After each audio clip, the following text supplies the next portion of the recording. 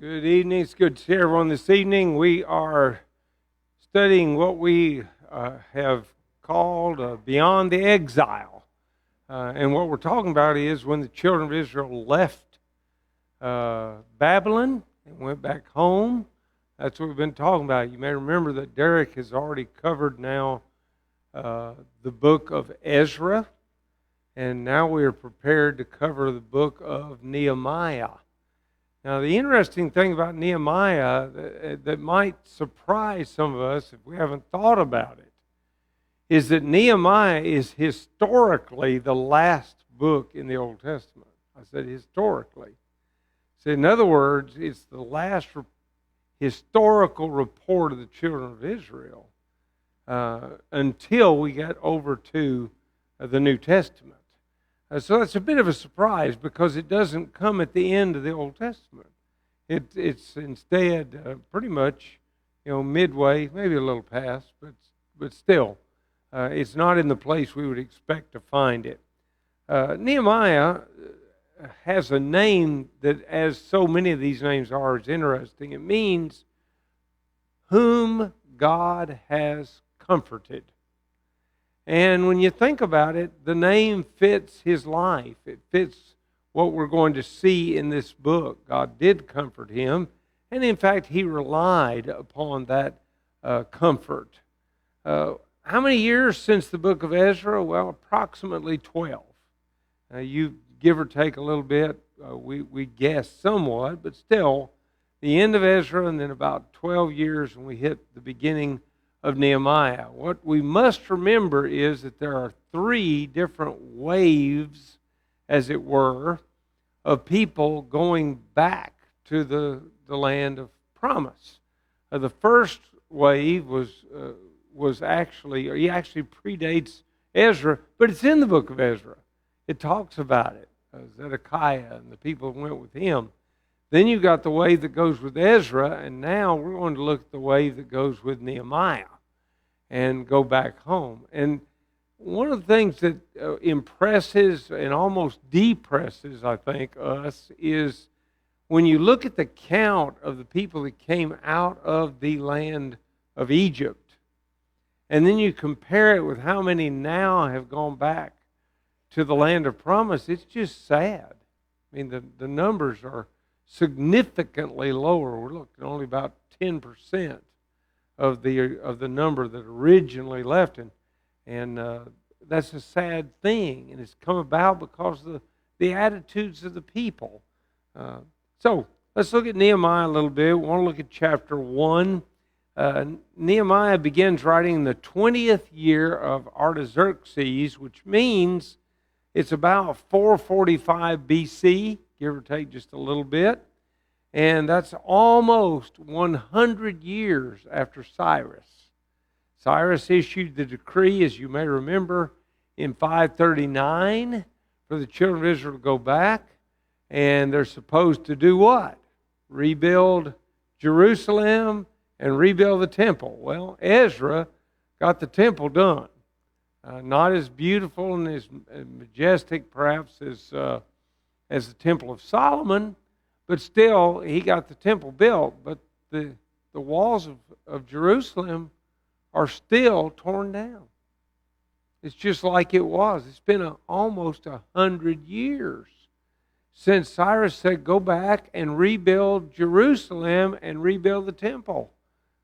They've not really succeeded in that for a number of reasons. Well, as the book opens up, Nehemiah inquires about the people at home, the people in the land of promise. I say home. He's like a lot of us are. Even if you had been born to a family, let's say a military family, and so you're born in Germany or somewhere like that. If you are a citizen of the United States of America, home is still the United States of America.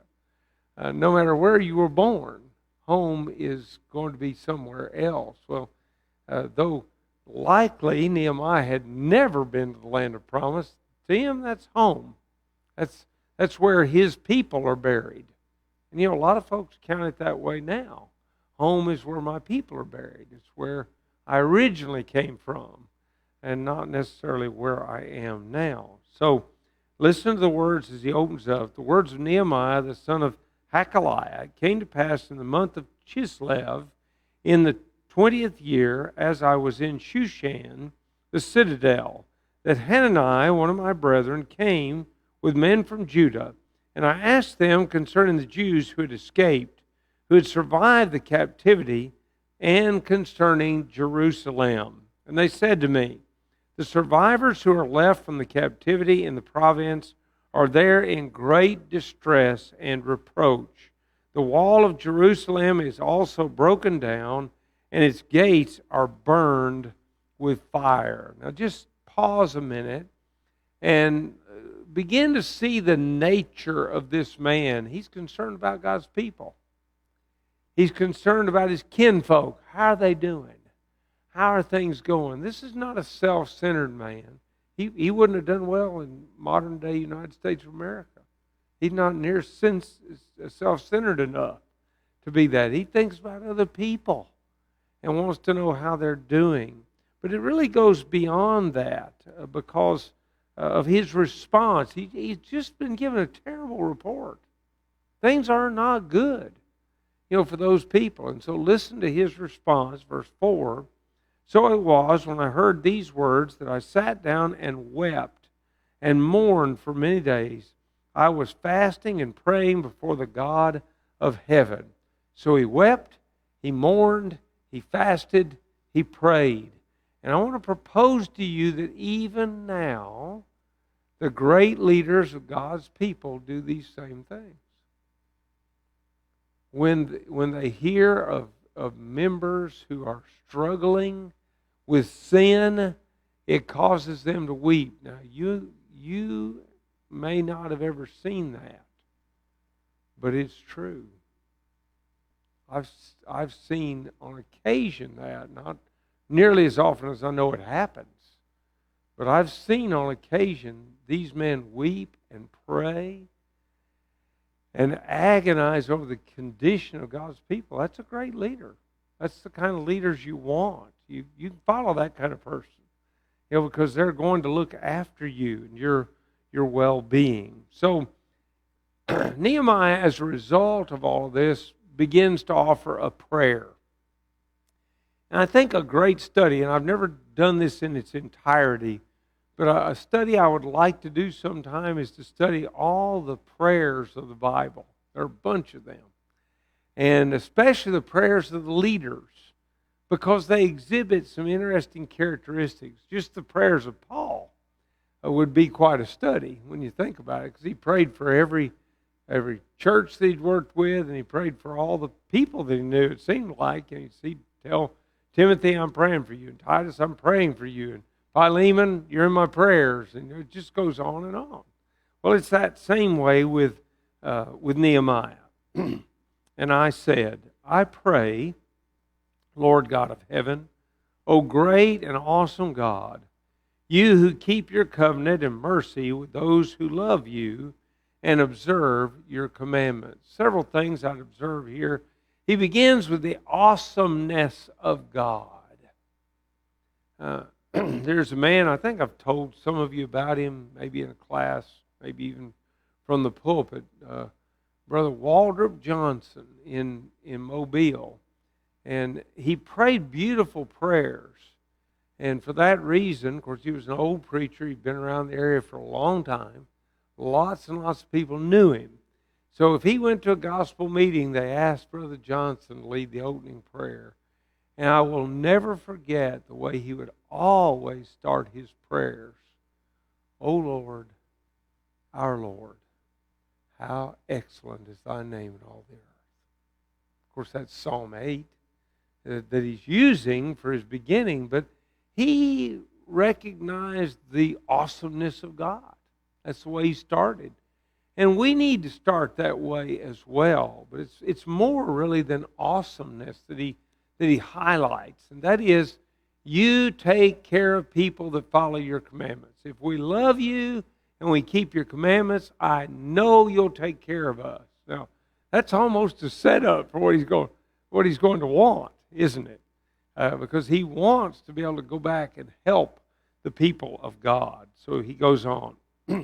Please let your ear be attentive and your eyes open, that you may hear the prayer of your servant, which I pray before you now, day and night, for the children of Israel, your servants, and confess the sins of the children of Israel, which we have sinned against you. Both my father's house and I have sinned. We've acted very corruptly against you, and have not kept the commandments, the statutes, nor the ordinances, which you commanded your servant Moses. Great leaders acknowledge their failings, but in spiritual realm, we're talking about their sin. And not just their sin, but the sin of the people. If you go back to the case of Achan, of course we're studying that on Sunday mornings in this auditorium class. Go back to the book of Joshua, chapter 7. And when you get there, what happens when sin is in the camp? Well, the whole nation loses a battle, don't they? And the same thing happens in the church. In fact, the Apostle Paul, in the book of 1 Corinthians chapter 5, warns a little leaven leavens the whole lump. You can't let sin stay. You got to deal with it. Nehemiah recognizes, I've got to confess the wrongs we've done. And he uses we because he's involved with it in the sense that it was his ancestors and the attitude of his people in general. And as a leader, he feels partly like that's his responsibility as well.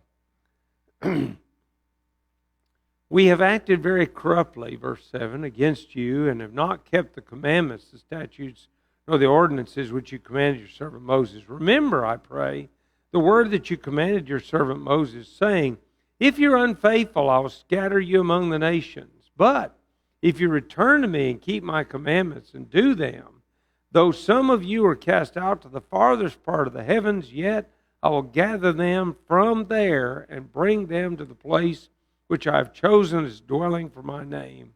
Now, these are your servants and your people, whom you have redeemed by your great power and by your strong hand. O Lord, I pray, please let your ear be attentive to the prayer of your servant and to the prayer of your servants who desire to fear your name. And let your servant prosper this day, I pray, and grant him mercy in the sight of this man, for I was the cupbearer. What do we pray for in our prayers? I fear that sometimes our prayers are way too self-oriented. That's not the prayer of Nehemiah. You know, he doesn't really ask for anything for himself, save one thing. It's really for the people, isn't it? I pray the king will be receptive to what I have to say. Well, what's he going to say? My people need help. That's what he's going to say. So he's not self-centered at all. By the way, he does recall the fact that Moses, and if you observe it and go a little bit further down, Solomon at the dedication of the temple, both those great men of God indicated that if God's people turned away from God, he would turn away from them. But if they turned back, he would restore them. Nehemiah's counting on that. He knows they've been sent away.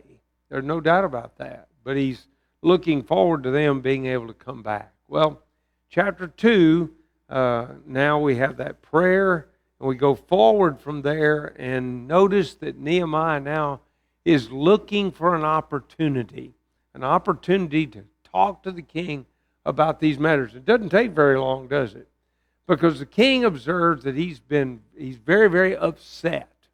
He's got some kind of a burden, and he inquires about him. What is the problem that you have? And it's quite a technique that Nehemiah uses. And by the way, it's a very effective technique even today. The Lord used it. Answer a question with a question. Because when you do that, the other person's drawn in to whatever you're talking about. As opposed to me being almost belligerent, about I believe this and you got to go along with me. He doesn't do that. Instead, he answers the question with a question. What is his answer? And he said, verse 3 of chapter 2, "May the king live forever. Why should my face not be sad when the city, the place of my father's tombs, excuse me, lies waste and its gates are burned with fire?" You know, about anybody could identify with that. You like to be able to go back and visit the gravesite of your family. And a lot of people do that. I had a secretary years ago that every so often went by and changed the flowers on the tombstone that was in front of both of her parents' grave. That was just something that she did frequently. Here's Nehemiah, and he's basically saying, you know, as bad a shape as it's in, I don't know if I can go back there or not. And that's a burden to me. Well, when he gets the opportunity, then he's seeking the well-being of God's people. He's already made a plan for what he's going to ask for. And notice, though, but what he did first. He prayed before he asked, didn't he? Here he comes again. He's already been praying that a door would open up, that this man's heart would be tender. Now he prays again. What's his prayer? He said, the king says, "What do you request?" And he said, "So I prayed to the God of heaven. Would we do better as Christians if we prayed before we made decisions about what we were going to do? Would our lives be better?" I suspect they would. Sometimes I've looked back and wished I'd done a little bit more praying, a whole lot more deciding for myself, you know. And Nehemiah didn't do that. You know, he prays. And what's he looking for? Well, he wants to go back. Well, how long do you want to go? Well, he sets a time. And the king makes provision for him to do exactly what he has asked for in this case. Now, it appears to me that he called together the priests, the nobles, and the officials and some other leading people. And you pick up on that in verses 16 and 17, chapter 2. "And the officials did not know where I had gone or what I had done." Now, see, he's now where? He's in Jerusalem. And in Jerusalem, what's the first thing he does in Jerusalem? Surveys the situation. Sam, I've watched you do a few things repair-wise. Don't you usually go in and just assess, what are we going to do here? What do we need? And which bag of tools do I need? And what parts do I need? That kind of thing. Isn't that what Nehemiah does? He goes at night. Nobody knows. He goes around the city on his horse where he can go. One spot he can't even go. The horse can't get through. It's so bad. And he surveys what's going on. And then he calls a meeting of all the leaders. Don't you love that? He's not going to do this alone. He's not a one-man show. He's not going to boss everybody. He calls them together and he wants to talk to them about it. And that's what is being reported here, 16 and 17. "Then I said to them, you see the distress that we are in, how Jerusalem lies waste, and its gates are burned with fire. Come and let us build the wall of Jerusalem, that we may no longer be a reproach." All of God's great leaders want to remove any shame that the people of God have, whatever it might be. Yes, Bob?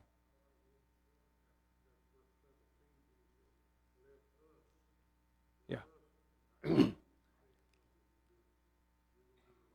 Right. Mr. Bob points out that he says, "Let us," not "let me," or not "let you," but "let us." We're going to do this together. And again, great leaders are right in there with you, shoulder to shoulder. They're doing whatever they're expecting you to do. And so then he told them of the hand of his God. Notice, he told them how that God providentially had caused the king to be receptive. And when he tells them that, guess what? They say, "Okay, let's go with it. If God's on our side, let's go. Let's do it." That's their response. And that's a great way for this to all unfold. And ultimately, he answers them and says, "The God of heaven himself will prosper us," verse 20. "Therefore we his servants will arise and build, but you have no heritage or right or memorial in Jerusalem. You know what's happened here. Their enemies have come along and said, hey, let us build with you. Now, I'm not even sure they're enemies at that point. But they're enemies of being faithful to God because they don't live right. And God's people, especially great leaders of God's people, do not want to embroil the church or cause it to be in close association with the wicked. Because you know what's going to come out of that? We're going to imitate them. We're going to go down that road with them. If you study church history and really begin to focus in on what happened with what's now called the Roman Catholic Church, and the answer is they began to associate with and become close to pagans and Jews and others. And when they did that, they corrupted the religion. And the result is they don't end up going where God wants them to go. It's not biblical. And by the way, I'm not the first one to say that. Some of the great Catholic leaders have said that. Men who wanted to see the Catholic Church do what was right have said, we're not following the Bible.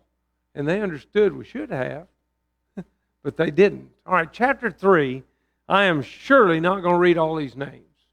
But I do want to zero in on a couple of things about chapter 3 that I think are significant. First of all, you'll just have to trust me and then go back and count for yourself. There are 38 different individuals who are specifically named in chapter 3. And there are 42 different groups that are identified. People from a certain city, people from a certain family. That's all the way through chapter 3. There are two key words, or if you want to say three, we'll find key words here in this chapter. The word built or built again is used 7 times, and repair, which means to make strong or firm, is used 35 times. What are they going to do? You know, the whole focus is on rebuilding God's city, the city of Jerusalem. So, built or build again and repair are the two key words that are found here. Now, quickly, what I want to do is watch this, because I've underlined these words in my Bible so I don't miss them. In verse 1 of chapter 3, the word built is used twice. In verse 2, the word built is used twice. Verse 3, built is used once. In verse 4, repairs used twice. In verse 5, repairs used once. Repaired, verse 6. Repaired, verse 7. Repairs twice in verse 8. Repairs, verse 9. Repairs twice in verse 10. Repairs in verse 11. Repairs, verse 12. Repaired, built, and repaired in verse 13. Repaired and built in verse 14. Built and repaired, verse 15. Verse 16, it's repairs. Verse 17, it's repairs twice. Verse 18, it's repairs. Verse 19, repaired. Verse 20, repaired. Verse 21, repaired. Verse 22, repairs. 23, repairs twice. 24, repaired. 25, repairs twice. 26, repairs. 27, repaired. 28, repairs. 29, repairs. And repairs again. Repaired, verse 30, repairs also in verse 30. Repairs in verse 31, and repairs in verse 32. What is the message for us today? I'm going to tell you what I think it is. Look at the Bible and make sure we got it ourselves built according to God's plan. It's time that we kindly quit hiding from what everybody needs. You know what they need? Back to the Bible. That's what they all need. All of us do. I need it too. You need it. They're going back and repairing. What are they doing? Trying to restore it to its original form to the best of their ability. What should we do? We ought to look in the Bible and figure out what the original form of the church is, and we ought to do everything in our power to build it that way.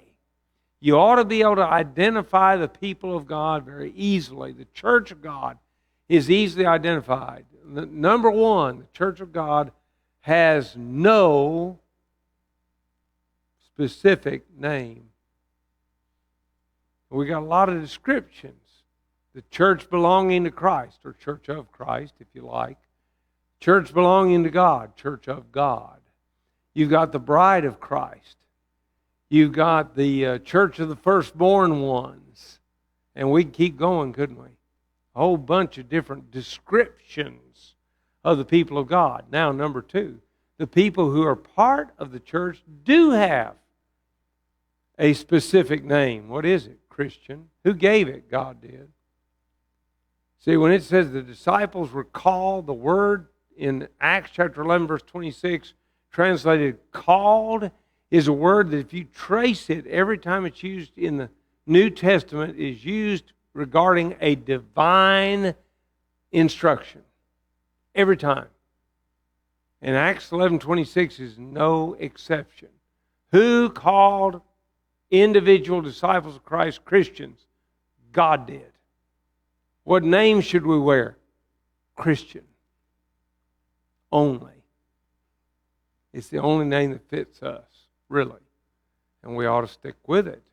So let's repair. Let's go back and build it like it was originally. That's what they're trying to do. Chapter 4 introduces us to trouble. I do not know many good works. In fact, I don't know of a single good work that I've ever seen that if it went along any span of time didn't have some problems. It's just part of it. Sometimes they're internal. Sometimes they're external. So let's look at chapter 4 and see what goes on there. It opens up with some pretty sarcastic words, doesn't it? Look at it. But it so happened when Sanballat heard that we were rebuilding the wall that he was furious and very indignant and mocked the Jews. By the way, Sanballat is a verifiable historical figure. You can find him in the writings of historians, not church historians or Bible writer historians. No, you can find it in history, that name. Now, the other two fellows, we don't per se find specifically their name, but we do find their job, so to speak. Each of them is over a certain section of the kingdom. We might call it, well, a county. In the state of Mississippi, it'd be a county. Each of them has and I'm going to say county just for our sakes, assigned to them. But historically, we know about Sanballat.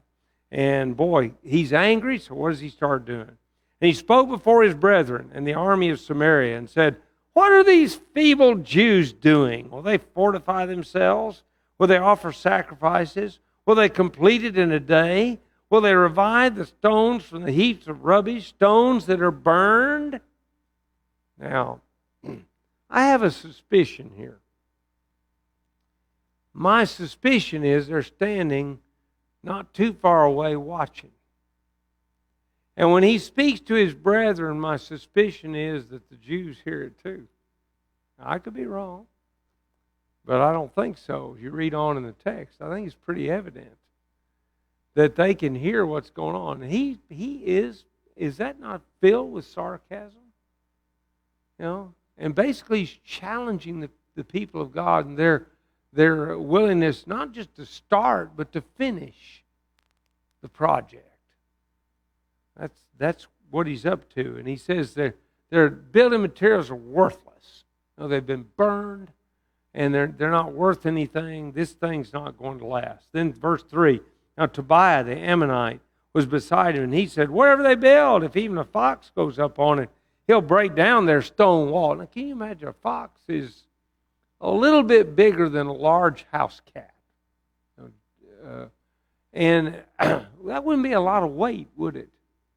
And a stone wall that falls down when a cat gets on top of it, that's pretty insulting, isn't it? To use that kind of language. That's what he says. So then, how do I know that the people heard? Listen to what Nehemiah does. Because he responds, and look again, what's he going to do? He's going to pray. Every time Nehemiah's got something in front of him that he's concerned about, he prays. So here he goes. Hear, O our God, for we are despised. Turn their reproach on their own heads, and give them as plunder to a land of captivity. Do not cover their iniquity, and do not let their sin be blotted out from before you, for they have provoked you to anger before the builders. Now remember, his appeal to the leaders of the Jews was what? God is with us. If God's with us, whose work is it? It's God's work. And again, that ought to be the emphasis that we have. When we talk about the church, if we're going to do anything great, God's got to be with us. We cannot take credit for it ourselves. We can't become the experts in the field. We're not the experts. God is. You want to know the best church growth book in the world? I've got a copy of it in my hand. It's the best church growth book in the world. And if we do anything good, really good, lastingly good, it's going to come out of this book. That's where it's going to come from. So Nehemiah acknowledges that, and he says, look, they're insulting you, God, and they are. You know, when you think about it, because these people are working for God. They're doing what God wants to have done. Well, then he goes on, he says, so we, and here's Bob's word again, we built the wall, and the entire wall was joined together up to half its height. For the people, look at that, the people had a mind to work. Not, boy, I did a great job. It's not that. I'm not saying Nehemiah's not involved. He is. We'll see that later in this book. But what I love about it is the we and the people had a mind to work. See, whenever possible, give credit to the other fellow when it's good and take credit when it's bad. I've watched, and this is true in my experience, not just for great football coaches, but great basketball coaches or any. They usually take credit for the losses, and they give credit to their team for the victories. And I think I see Dustin nodding his head over there for that's what I've seen. I've watched them do that. I didn't do a good job of coaching. I made a mistake. That's why we lost tonight. If they win, boy, wasn't our point guard great, or wasn't our center great tonight, or the guy that dished out, of course that'd usually be the point guard, dished out all the assists, or the guy that didn't pull down all those offensive rebounds. That's who he gives credit to. He doesn't take credit personally for the victory. Well, here we come along. Who's getting credit in the eyes of Nehemiah? We and the people. That's the way he does it. Well, then he goes on. And notice, now it happened when Sanballat, Tobiah, the Arabs, the Ammonites, and the Ashdodites heard that the walls of Jerusalem were being restored and the gaps were beginning to be closed, that they became very angry, and all of them conspired together to come and attack Jerusalem and create confusion. So when you're doing a good work, Teresa and I talk about this every now and then. When things are rocking on pretty good and a problem arises, we say, well, we must be doing pretty good. The devil's trying to bring us down. And that's exactly what's going on here. The devil's allies, so to speak, are trying to drag them down. Nevertheless, we made our prayer to our God, and because of them, we set a watch against them day and night. All right, again, trouble comes, what do? What's the first thing you do? Pray. He's done that, 4 times already in this book? Yeah, pray. You got trouble? Pray. And then what do? Then you act based on, a little bit of wisdom. Use common sense. If your enemy's threatening to attack, you need to have some guards, don't you? Hunter, do you guys sleep at night with nobody out there watching? Yeah. There's some people on guard duty, aren't there? Wherever you are, they're watching. Thankfully you've never, so far, haven't been anywhere where there really was a real enemy active against you, but still, that's what you practice. Somebody's got to watch. Somebody's got to be on guard. And that's exactly what they do. They use common sense. First go to God, then use common sense. And that's what we ought to do as well, to the best of our ability. Then Judah said, that's verse 10, the strength of the laborers is failing, and there's so much rubbish that we are not able to build the wall. And our adversaries said, they will neither know nor see anything till we come into their midst and kill them and cause the worst to cease. So it was when the Jews who dwelt near them came that they told us 10 times, from whatever place you turn, they will be upon us. Therefore, I positioned men behind the lower parts of the wall at the openings, and I set people according to their families with their swords, their spears, and their bows. Do you notice something about Nehemiah? Fear causes him to reorganize. If there's a fear there, we've got to demonstrate to the people, we've seen your concern, we're going to handle it. That's what Nehemiah does. Where does he place the armed men? Behind the low spots in the wall. If the enemy's going to attack, where's he going to attack? We're sure not going to try to climb the high spot. He's going to try to go through the gap, through the opening. And so that's exactly where Nehemiah places people so that they can make a defense. Verse 14, chapter 4. And I looked and arose and said to the nobles, to the leaders, and to the rest of the people, do not be afraid of them. Remember the Lord, great and awesome, and fight for your brethren, your sons, your daughters, your wives, and your houses. Who's on their side? God is. How are you going to beat them? You're not going to, because God is with them. And that's what he's highlighting. And it happened when our enemies heard that it was known to us, and that God had brought their plot to nothing, that all of us returned to the wall, everyone to his work. Everybody has a job to do. No great group of people working for God has somebody that gets to sit down and do nothing. If you are in the church and you do not have something that you're doing to advance the cause of Christ, then you need to make a change. Now, I don't know what you can do. I know there's some people in this audience that I don't know what all they know how to do, but one thing I know for sure, they know how to cook. And they do that. I know some folks that are pretty good at writing cards, and they do that. You don't have to take on a big task to be effective in the work of the Lord. Do what you can do. Now, if you can do a big task, well, then you ought to be involved.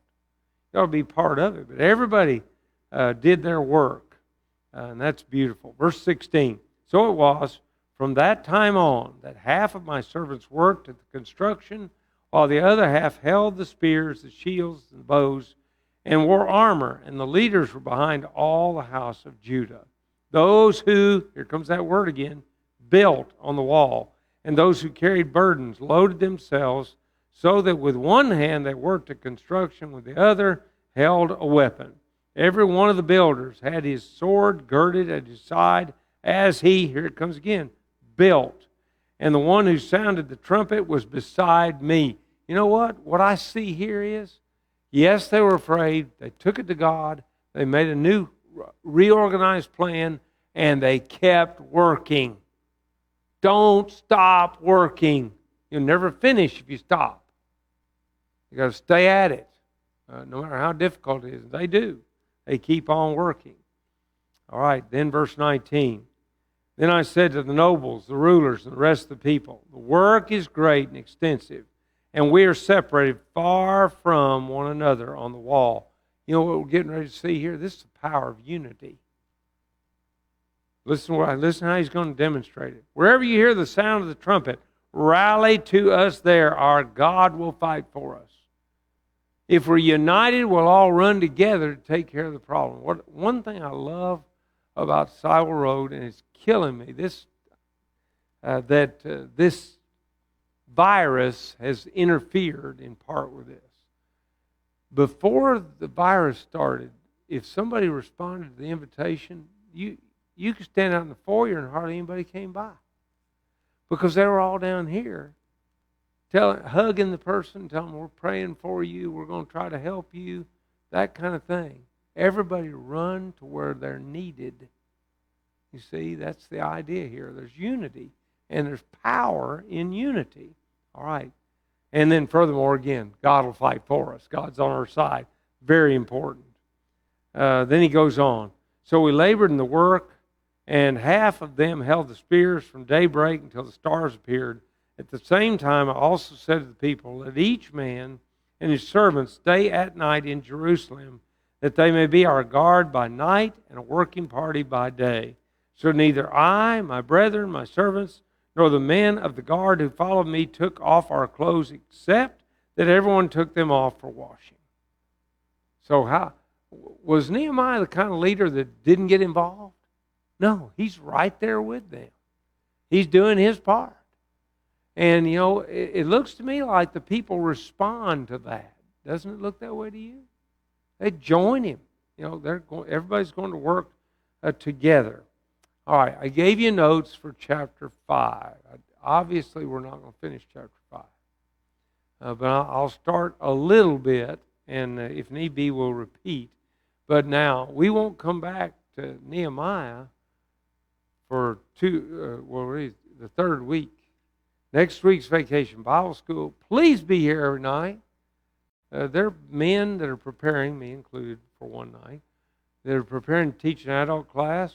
We got you're welcome to be here every night. And then the following week, we've got the personal evangelism workshop. I want everybody, please, please, plan to be here. You want somebody you know to go to heaven, but you don't know how to help them? Be here. That's the way to begin. You got to be trained to be effective, don't you? I do. People have to teach me for me to be effective. We all have that same situation.